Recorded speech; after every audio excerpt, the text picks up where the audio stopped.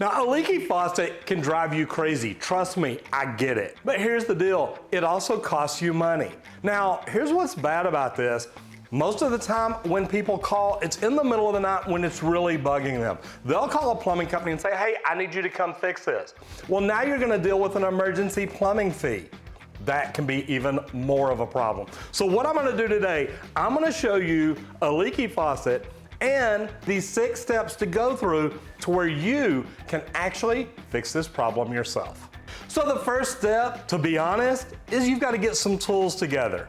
Now, as you can see, we've got a drippy faucet. Now, those are frustrating. Like I said, it can cost you a lot of money if you call a plumber. It's not just the fact that you're calling a plumber that's gonna cost you money, but that drippy faucet, well, we can show you in the drip calculator, a drippy faucet can cost you tens of thousands of gallons of water a year, and guess who's paying for that? Here in the magic drawer, we've got everything. So, I've got a few tools here. I've got a screwdriver, I have an adjustable wrench, a pair of needle nose pliers that I may or may not need, and I've got a pick tool. Some of these washers and springs, you may need to reach down in there and pull them out. So anyway, you want to get your tools together. Now, step 2, we're gonna go over here and turn the water off.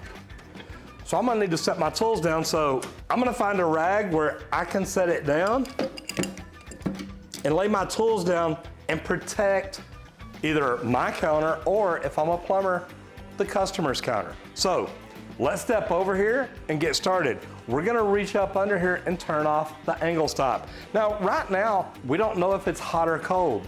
So I'm gonna reach up under here first. I'm gonna turn off the hot water.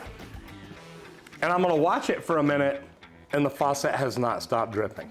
So then, I'm gonna go over to the cold side, and looky there, it stops dripping immediately. So I know that the drip is on the cold side. The hot side, I'm turning back on, and nothing's dripping. Now, if I'm a homeowner, even if I'm a plumber, chances are, while I'm inside rebuilding one, why not go ahead and rebuild the other one? A lot of plumbers will tell you, if it's broke, don't fix it. That doesn't make any sense. Now, yours may not be as easy to do as mine. As you see, I've walked around to the backside, so I can show you everything.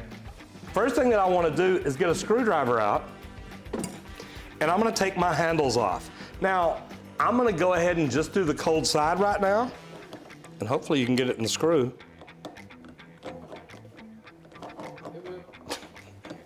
Get it lined up. There we go.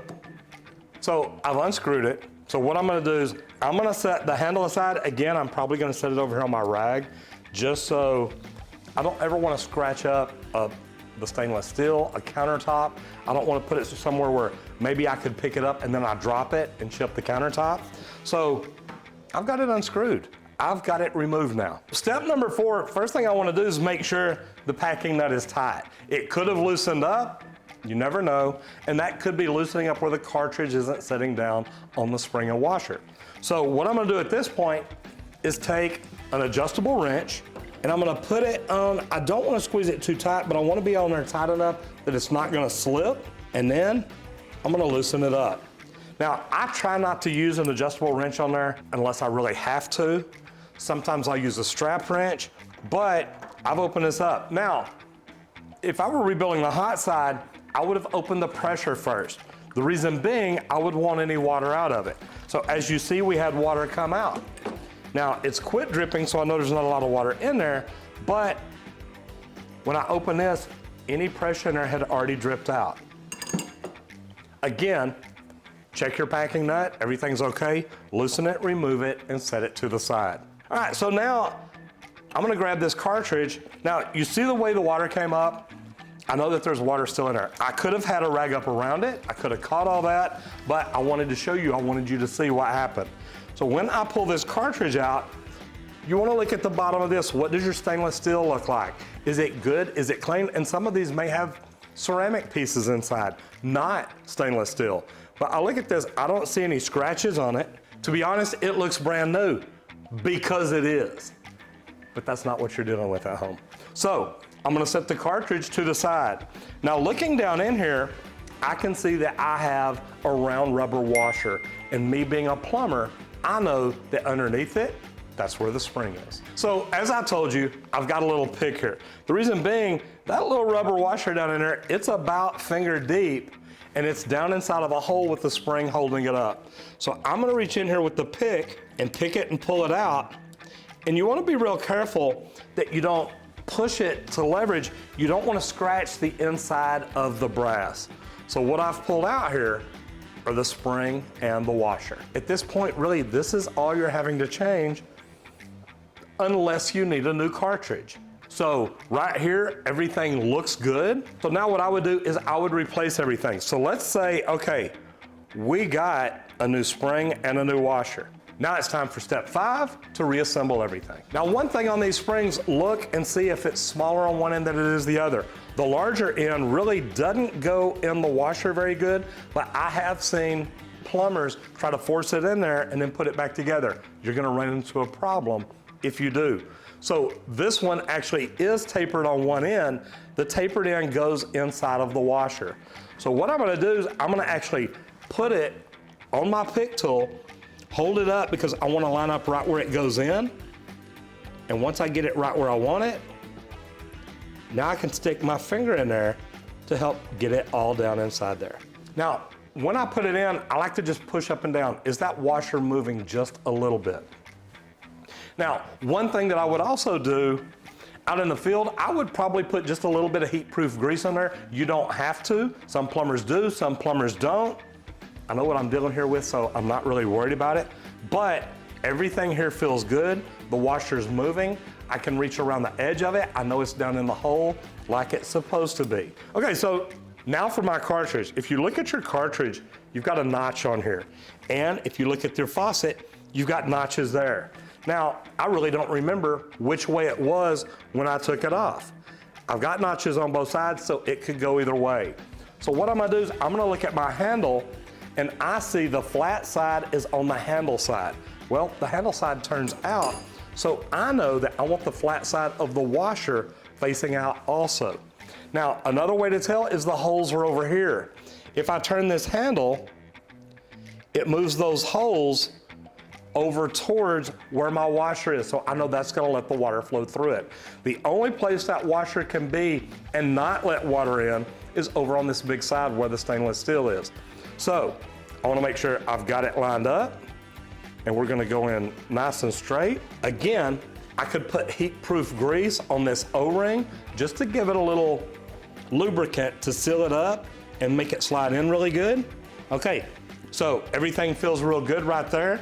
I know that's the direction that my handle goes. Next, I'm gonna take my nut, put down on here, and start tightening it down. I wanna make sure everything's lined up, which it is, and now I'm gonna take it down hand tight. Now, once I go hand tight, I can get my adjustable wrench out and just go till it touches. You're not trying to tighten it up, you're not trying to over tighten it or anything. And I can actually turn that with my hand, so I'm good. At that point again, remember, the flat side of your handle over on this side, it's gonna go in and line up. As you can see, this cartridge has stops in it, so it's gonna stop right there.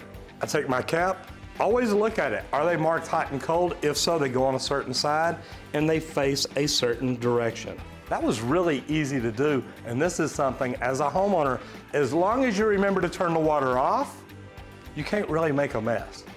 But when you do turn the water off, open your handle and make sure the water really turned off. You could have a bad washer in your angle stop, and if you start pulling this apart, you could cause a flood. Now you got to turn the water off outside at the meter. So to continue with step 5, we've put everything together. I've got it turned off up here. So now we're gonna go just opposite of what we did earlier. What we turned off is cold, so I'm gonna reach down to the cold side, and I'm gonna turn it on. Now, the good thing is I don't see anything dripping now. But what you wanna do, you wanna double check it. You wanna look all around your handle and make sure there's no problem there. Everything looks good, so now let's move on to step number 6. So step number 6 is really easy. Check everything. If you have a leak, if you have a problem, go through these steps again. If you still have a problem and it's something you can't get, maybe you got the wrong springs, the wrong washers. Maybe you got the wrong cartridge. Maybe you couldn't get it back together. Maybe your husband took a hammer to it and that's why it's not working.